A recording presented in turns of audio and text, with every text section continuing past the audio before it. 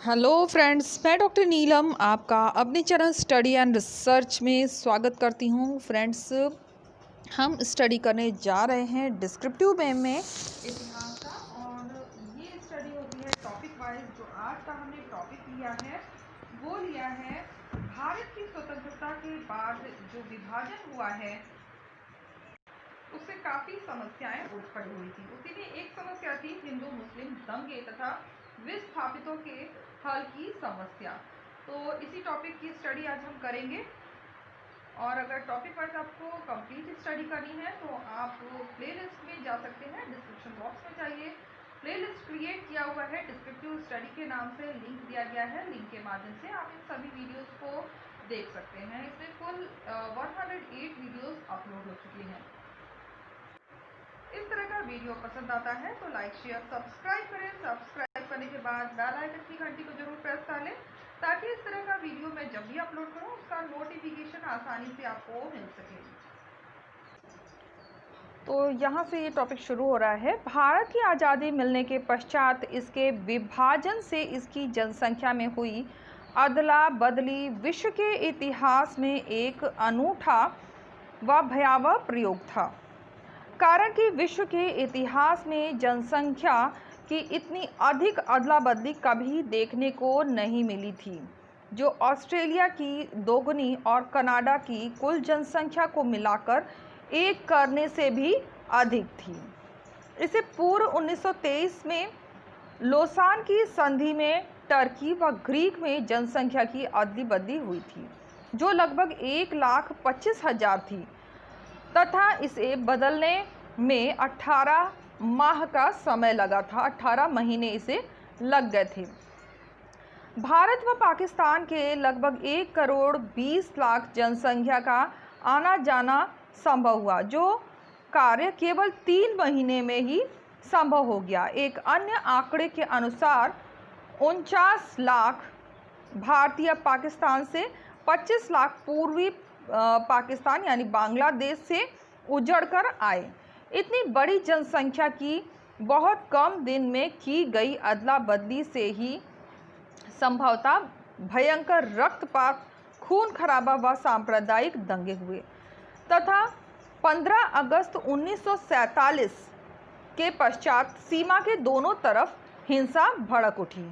संभवतः इसकी शुरुआत कलकत्ता से हुई, जो अगस्त 1946 ईस्वी की सीधी कार्रवाई का परिणाम थी।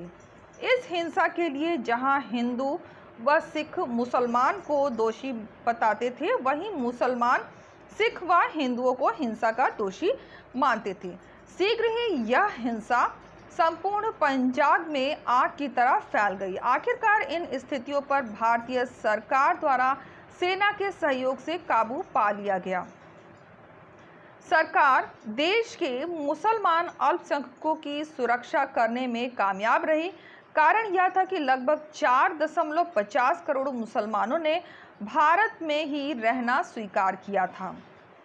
भारत व पाक के विभाजन के उपजी हिंसा में कुछ ही महीनों के दौरान लगभग 5 लाख लोग मारे गए, तथा अरबों की संपत्ति लूटी गई और लोगों को एक राष्ट्र में भागने हेतु विवश होना पड़ा। 18 अप्रैल 1950 को भारत व पाकिस्तान के तात्कालिक प्रधानमंत्रियों के बीच अल्पसंख्यकों की सुरक्षा के प्रश्न को सुलझाने हेतु एक संधि हुई, जो इस संधि का नाम था नेहरू लियाकत समझौता। अल्पसंख्यक की सुरक्षा के लिए हुई।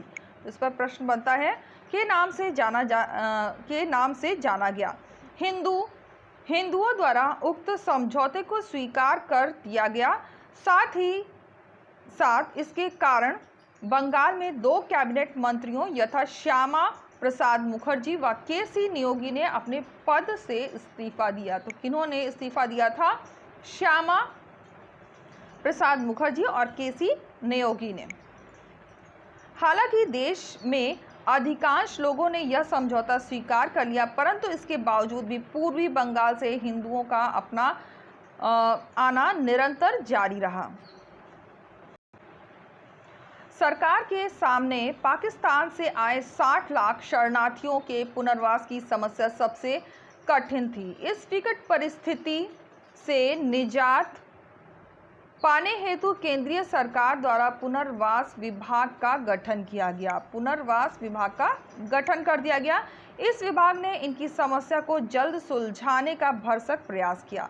इसके अंतर्गत इस विभाग द्वारा उस संपत्ति व भू क्षेत्र को जो मुसलमानों द्वारा यहाँ से जाने पर छोड़ दिया गया था को इन लोगों के बीच समान रूप से बांटा। उल्लेखनीय है कि 1951 ईस्वी तक शरणार्थियों ने पुनर्वास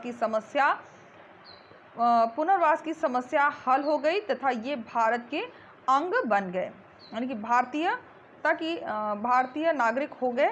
बंटवारे की योजना के अनुरूप पंजाब तथा बंगाल की विधानसभाओं के हिंदू और मुसलमान सदस्यों की अलग अलग बैठकें आयोजित की गई। इसके अंतर्गत पश्चिमी पंजाब ने पश्चिमी पाकिस्तान और पूर्वी बंगाल ने पूर्वी पाकिस्तान तथा पूर्वी पंजाब और पश्चिमी बंगाल ने भारत में सम्मिलित होने का निश्चय किया।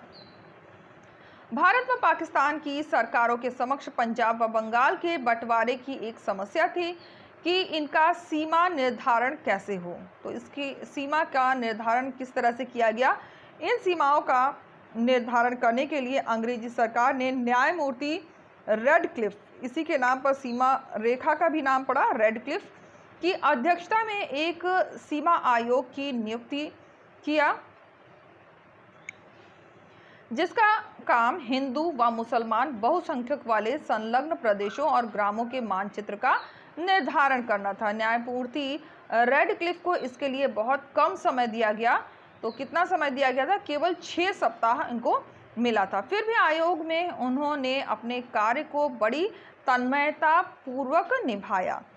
भारत की आज़ादी व उसके विभाजन के साथ यह प्रश्न उठ खड़ा हुआ कि सिविल सेवाओं के अधिकारियों व अन्य सेवाओं के लिए क्या रुख अख्तियार किया जाए। इस कार्य के समाधान हेतु सर्वप्रथम सिविल सर्विसेज के यूरोपीय तथा भारतीय सदस्यों को अलग किया गया। सिविल सेवा के यूरोपीय सदस्यों को यह छूट थी कि वे अपने अपने पदों पर बने रह सकते हैं, परंतु यदि वे सेवानिवृत्त होना चाहें तो उन्हें समय से पहले सेवानिवृत्ति के लिए विशेष धन आदि प्राप्त करने का अधिकार था। परंतु इसके विपरीत भारतीय सदस्यों की सेवा शर्तों पर किसी राज्य में कार्यरत रहने का अधिकार था।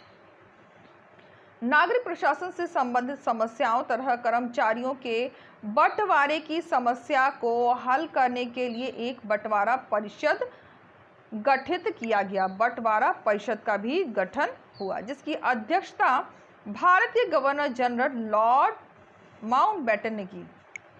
इसके अंतर्गत भारत व पाकिस्तान के 2 प्रतिनिधि शामिल थे। साथ ही साथ इसके लिए कार्यकारी स्तर पर 2 सदस्यीय संचालन समिति गठित की गई। इसके सदस्य H.M. पटेल और मोहम्मद अली थे। उक्त समिति को प्रत्येक अधिकारी से पूछकर ये ब्यौरा रखना पड़ता था कि वह अधिकारी आखिरकार किस देश में काम करने के लिए इच्छुक है। तो ये टॉपिक यहीं फिनिश होता है। नेक्स्ट वीडियो में हम जो डिस्कशन करने वाले हैं, जो जानने वाले हैं, वो है सैन्य सामग्री, रुपए और नदियों का बंटवारा किस तरह से हुआ।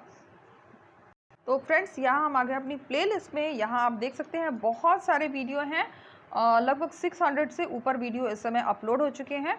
और अगर कोई ओल्ड पेपर आप ढूंढ रहे हैं, मैं ज़्यादातर ओल्ड पेपर ही प्रोवाइड करती हूँ। जैसे CTET का भी स्टार्ट किया है मैंने, UGC नेट और PGT TGT का ओल्ड पेपर। तो आपको जाना पड़ेगा डिस्क्रिप्शन बॉक्स में, वहाँ पर प्लेलिस्ट क्रिएट किया हुआ है और प्लेलिस्ट के साथ ही लिंक दिया गया है। लिंक के माध्यम से आप इन सभी वीडियोस का लाभ उठा सकते हैं। तो उम्मीद है आपको वीडियो पसंद आएगा। वीडियो पसंद आता है तो लाइक शेयर सब्सक्राइब करें। सब्सक्राइब करने के बाद बेल आइकन की घंटी को जरूर प्रेस कर लें, ताकि इस तरह का वीडियो मैं जब भी अपलोड करूँ उसका नोटिफिकेशन आसानी से आपको मिल सके।